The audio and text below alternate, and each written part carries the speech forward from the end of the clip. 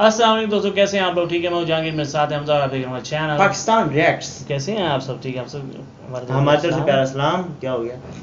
So guys, आज जो हम वीडियो आपके लिए लेके आए हैं वो है mind blowing facts about Rafale jet, जो कि जेट है। तो अब इस पे देखते हैं कि जो कि इंडिया में आने वाले हैं। 6 जेट्स का आता है, एक जगह से सुना है, एक जगह से तो मैंने 22-23 सुना है।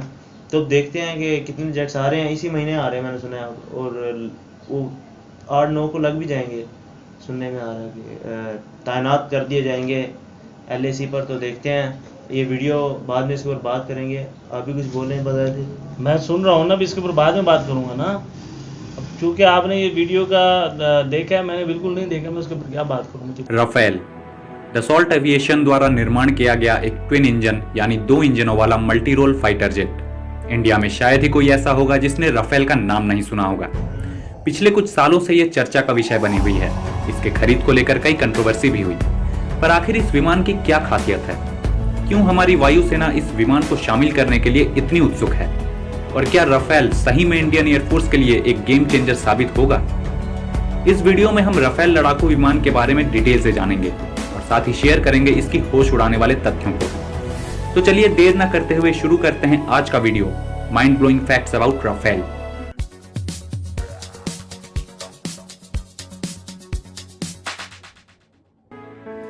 नमस्कार दोस्तों, स्वागत है आपका अपने चैनल फैक्ट्स अब में। यहाँ हम आपके लिए लेकर आते हैं interesting and amazing facts videos. इस वीडियो को अंत तक देखिए और बीच में बिल्कुल भी स्किप मत कीजिए, नहीं तो आप बहुत सी महत्वपूर्ण डिटेल्स मिस कर जाएंगे। दोस्तों, राफेल फाइटर जेट को फ्रांस की कंपनी डसॉल्ट एविएशन द्वारा डिजाइन एवं निर्माण किया गया है। फ्रेंच भाषा में राफेल का अर्थ है हवा का झोंका, तूफान। राफेल 2 इंजनों वाला मीडियम मल्टी रोल लड़ाकू विमान है जो हर तरह के मिशन को अंजाम दे सकता है, जैसे कि air strikes, close air support, naval strikes, air superiority, air interdiction, nuclear deterrence और भी बहुत कुछ। राफेल हवा से हवा और हवा से जमीन पर टारगेट को निशाना बना सकता है। यह विमान एयरक्राफ्ट कैरियर से भी उड़ान भरने में सक्षम है।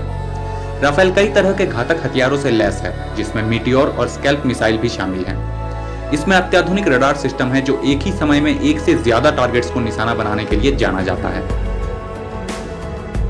राफेल 3700 किलोमीटर की दूरी एक बार में तय कर सकता है। इसकी कॉम्बैट रेडियस है 1850 किलोमीटर। दुनिया में और किसी भी फाइटर जेट का राफेल की तुलना में बेहतर कॉम्बैट रेडियस नहीं है।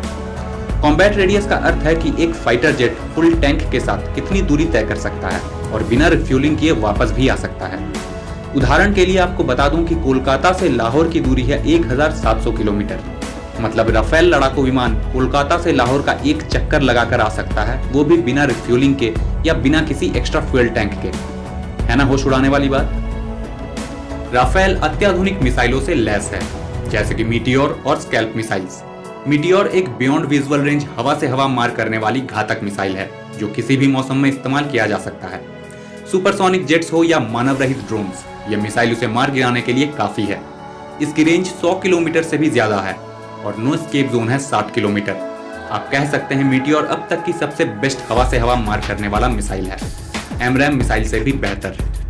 और स्कैल्प मिसाइल की बात करें तो ये एक long range deep strike cruise missile है जो हवा से जमीन पर 300 किलोमीटर से भी ज्यादा की दूरी तक किसी भी जमीनी टारगेट को ध्वस्त कर सकता है। इसे फायर एंड फॉरगेट मिसाइल भी कहा जाता है, क्योंकि एक बार टारगेट पर फायर करने के बाद इसे विमान से किसी भी तरह की मार्गदर्शन की जरूरत नहीं होती। ऐसी कोई भी घातक क्रूज मिसाइल पाकिस्तान और चाइना के पास भी नहीं है। भविष्य में राफेल को ब्रह्मोस मिसाइल से भी लैस किया जाएगा। मीटियोर और स्कैल्प मिसाइल के अलावा इसमें 30 मिलीमीटर की एक ऑटोमेटिक रिवॉल्वर कैनन, हवा से हवा मार करने वाली magic missile, Mica missile, antiship Penguin MK3 missile, antiship Harpoon missile, Maverick missile और लेजर गाइडेड बॉम्ब्स शामिल हैं। इसकी एक और खासियत, ये अपने से दुगना वजन का लोड मतलब गोला बारूद लेकर उड़ान भर सकता है। राफेल विमान का कुल वजन है 9900 किलोग्राम और गोला बारूद के साथ इसका कुल वजन 24500 किलोग्राम तक पहुंच जाता है।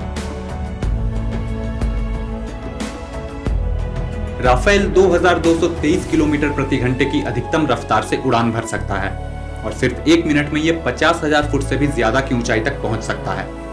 वैसे तो ये 4+ जनरेशन एयरक्राफ्ट है, पर इसमें स्पेक्ट्रा इलेक्ट्रॉनिक वारफेयर सूट लगा हुआ है जो इसे लगभग एक 5th जनरेशन लड़ाकू विमान की तरह स्टेल्दी बनाता है। चलिए मैं आपको और डिटेल से बताता हूँ। ये स्पेक्ट्रा सूट रडार को चकमा देने के लिए बनाया गया है।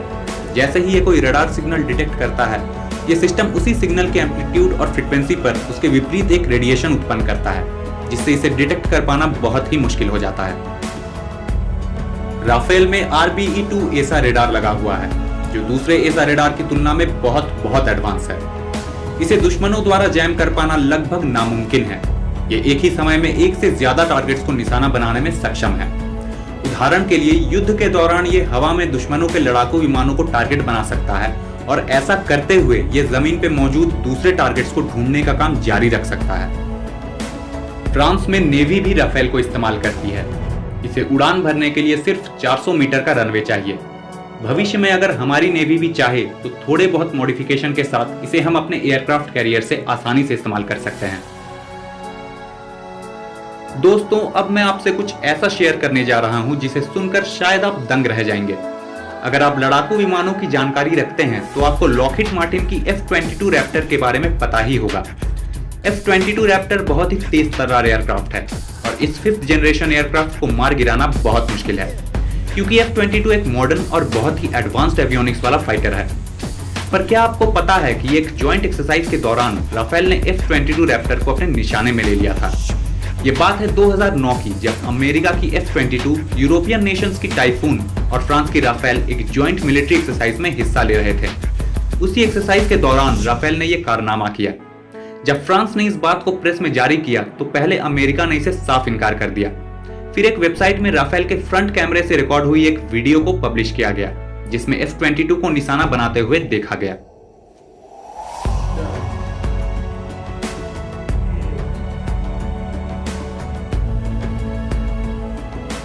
तो आप देख ही रहे हो राफेल की काबिलियत और समझ सकते हो इस लड़ाकू विमान से भारतीय वायुसेना को कितना फायदा होगा।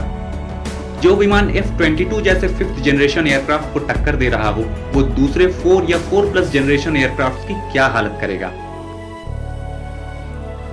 तो ये थी कुछ mind blowing facts about Rafale.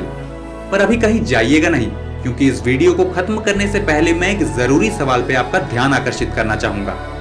दोस्तों, जब भी कोई विमान की खरीद की बात चलती है, जैसे कि राफेल, तो कई लोगों के मन में ये सवाल उठता है कि नए विमान अभी खरीदने की क्या जरूरत है, वो भी दूसरे देशों से। हमारी वायुसेना विश्व में 4थे स्थान में है। हमारे पास स्वदेशी तौर पर विकसित की गई तेजस है, जो 4th जनरेशन का फाइटर जेट है और इसकी डिलीवरी भी शुरू हो गई है।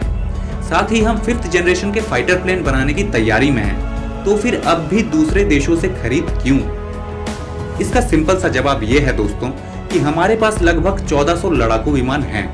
इनमें से सुखोई 30 MKI, मिराज 2000, MiG-29 और तेजस को छोड़कर बाकी सभी फाइटर जेट्स काफी पुराने हो चुके हैं और उसे जल्द से जल्द रिप्लेस करने की जरूरत है।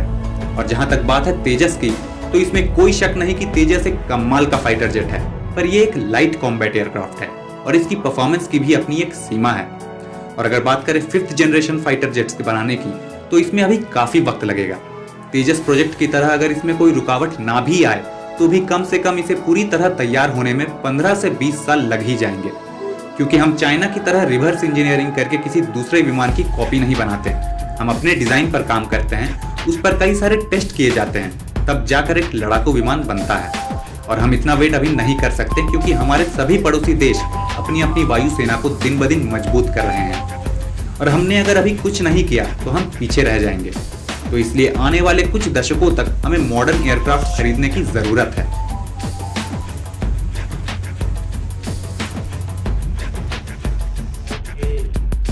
मुझे उम्मीद है आपको हमारा ये वीडियो पसंद आया।